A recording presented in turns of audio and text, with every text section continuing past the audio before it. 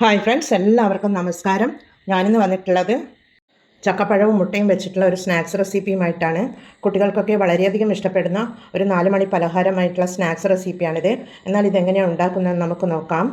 ചക്കപ്പഴം കൊണ്ടുള്ള ഈ റെസിപ്പി ഉണ്ടാക്കാനായി ഞാൻ കുറച്ച് ചക്കപ്പഴം കിട്ടിയിട്ടുണ്ട്. അത് നീളത്തിൽ കട്ട് ചെയ്തെടുത്തിട്ടുണ്ട്. നമുക്ക് പാനിലേക്ക് ഇട്ട് കൊടുത്ത് നമുക്ക് ഫ്രൈ ചെയ്തെടുക്കാം. അതിലേക്ക് 1 ടീസ്പൂൺ നെയ്യ് ഒഴിച്ച് കൊടുക്കാം. ഈ ചക്കപ്പഴം നമുക്ക് അതിലേക്ക് ഇട്ട് കൊടുക്കാം.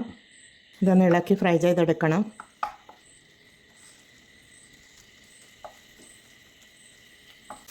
ഇത് ചെറിയ ഫ്ലെയിമിൽ വേണം ഇങ്ങനെ ഫ്രൈ ചെയ്തെടുക്കുവാൻ വേണ്ടി, ഇല്ലെങ്കിൽ അടിപിടിക്കാൻ ചാൻസ് ഉണ്ട്.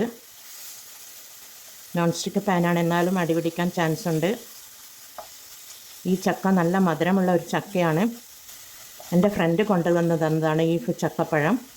എന്നോട് പറഞ്ഞു, ഈ ചക്കപ്പഴം കൊണ്ട് എന്തെങ്കിലും സ്വീറ്റ് റെസിപ്പി ഉണ്ടാക്കിയിട്ട് നീ വീഡിയോ ഇടുവാൻ വേണ്ടി പറഞ്ഞു എന്നിട്ടാണ് ഇത് കൊണ്ടുവന്ന് തന്നത്. അതുകൊണ്ടാണ് ഞാൻ ഇതുകൊണ്ട് സ്വീറ്റ് റെസിപ്പി ഉണ്ടാക്കുന്നത്. ഇതിവിടെ ഫ്രൈ ആയി വന്നിട്ടുണ്ട്. നമുക്കിത് മാറ്റി വെക്കാം. അതിനുശേഷം ഒരു മിക്സിയുടെ ജാർ എടുത്ത് വെച്ചിട്ടുണ്ട്. അതിലേക്ക് 2 കോഴിമുട്ട പൊട്ടിച്ചൊഴിച്ച് കൊടുക്കാം. പിന്നീട് ഒരു 3 ടേബിൾ സ്പൂൺ മൈദ മാവാണ്, അതിട്ട് കൊടുക്കുന്നുണ്ട്. ഏലക്കയുടെ കുരുവാണ്, അതുകൂടി ഇട്ട് കൊടുക്കുന്നുണ്ട്. പിന്നീട് ഒരു 1/4 കപ്പ് പാലാണ്. ചക്കപ്പഴം നല്ല മധുരമുള്ളതായതുകൊണ്ട് ഒരു 1/3 കപ്പ് ഷുഗർ ഇട്ട് കൊടുക്കുന്നുണ്ട്. അതുപോലെ ഒരു പിഞ്ച് ഉപ്പ് ഇട്ട് കൊടുക്കുന്നുണ്ട്. എല്ലാം ഇട്ട് കൊടുത്ത് നമുക്ക് ഇതൊന്ന് അടിച്ചെടുത്ത് കൊണ്ടുവരാം. ഈ അടിച്ചെടുത്ത മിക്സ് നമുക്കൊരു ബൗളിലേക്ക് ഒഴിച്ച് കൊടുക്കാം. അതിനുശേഷം ഫ്രൈ ചെയ്തെടുത്ത ചക്കപ്പഴം ഇതിലേക്ക് ഇട്ട് കൊടുക്കാം. പിന്നീട് കുറച്ച് അണ്ടിപ്പരിപ്പ് ക്രഷ് ചെയ്തെടുത്തിട്ടുള്ളതാണ്, അതുകൂടി ഇട്ട് കൊടുക്കുന്നുണ്ട്. എല്ലാം കൂടി ഇട്ട് കൊടുത്തൊന്ന് ഇളക്കി കൊടുക്കാം.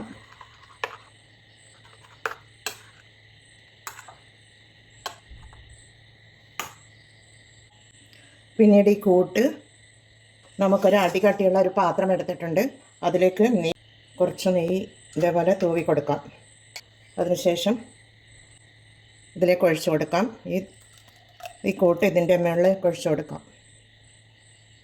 അതിലൂടെ ഇതൊന്ന് ലെവലാക്കി കൊടുക്കാം.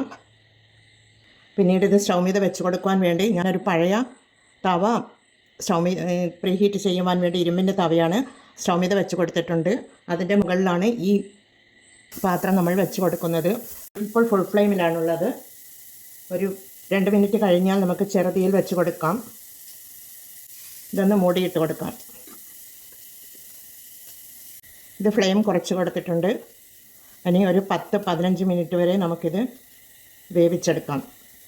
അതിലിടെ ഒരു 5 മിനിറ്റ് കഴിഞ്ഞതിന് ശേഷം നമുക്ക് നോക്കണം. 5 മിനിറ്റ് ആയിട്ടുണ്ട്. നമുക്ക് മൂടി തുറന്ന് ഈ അണ്ടിപ്പരിപ്പൊക്കെ ഇതിൻ്റെ മുകളിൽ നമുക്ക് ഇതുപോലെ ഇങ്ങനെ വെച്ച് കൊടുക്കാം. ഫസ്റ്റിലെ വെച്ച് കൊടുത്തു കഴിഞ്ഞാൽ അത് അടിയിലേക്ക് താണു പോകും. അതുകൊണ്ടാണ് കുറച്ച് വെന്തതിന് ശേഷം വെച്ച് കൊടുക്കുന്നത്. അത് കുറച്ച് കിസ്മിസും കൂടി ഞാൻ നെയ്യിൽ വറുത്തെടുത്തിരുന്നു, അതുകൂടി ഇട്ട് കൊടുക്കാം.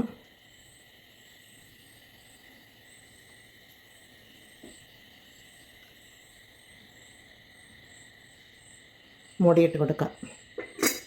ഇനി നമുക്ക് ഒരു 10 മിനിറ്റ് കഴിഞ്ഞിട്ട് നമുക്ക് നോക്കാം. 10 മിനിറ്റ് ആയിട്ടുണ്ട്. നമുക്ക് മൂടി തുറന്ന് നോക്കാം. നല്ല ചക്കപ്പഴം സ്വീറ്റ് ഇവിടെ റെഡിയാണ്. കുത്തി നോക്കുമ്പോൾ സ്റ്റിക്കിയൊന്നുമല്ല, അതിൻ്റെ വെള്ളമൊന്നും ഇല്ല, എല്ലാം റെഡിയായി വന്നിട്ടുണ്ട്. തീ ഓഫ് ചെയ്ത് കൊടുത്തു. ഇനി ഇത് തണിഞ്ഞതിന് ശേഷം നമുക്ക് ഡിമോൾഡ് ചെയ്തെടുക്കാം. ഞാനിത് പ്ലേറ്റിലേക്ക് മാറ്റിയെടുത്തിട്ടുണ്ട്. നല്ല അടിപൊളിയായി വന്നിട്ടുണ്ട്. ഇത് നേന്ത്രപ്പഴം വെച്ചുണ്ടാക്കുന്ന ഒരു പോള പോലെയാണ് ഞാനിത് ചക്കപ്പഴം വെച്ച് ഉണ്ടാക്കിയെടുത്തിട്ടുള്ളത്. നല്ല സ്വീറ്റ്നെസ് ആയിട്ടുള്ള ടേസ്റ്റിയും സോഫ്റ്റുമായിട്ടുള്ള ചക്കപ്പഴം സ്വീറ്റ് റെസിപ്പി ഇവിടെ റെഡിയാണ്. എന്നാൽ നമുക്കിത് കട്ട് ചെയ്താം.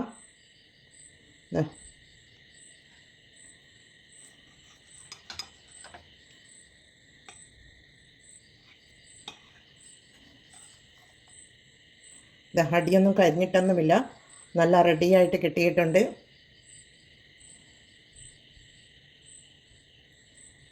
എന്നാൽ എല്ലാവരും ഇത് ട്രൈ ചെയ്ത് നോക്കി ഫീഡ്ബാക്ക് അറിയിക്കണേ.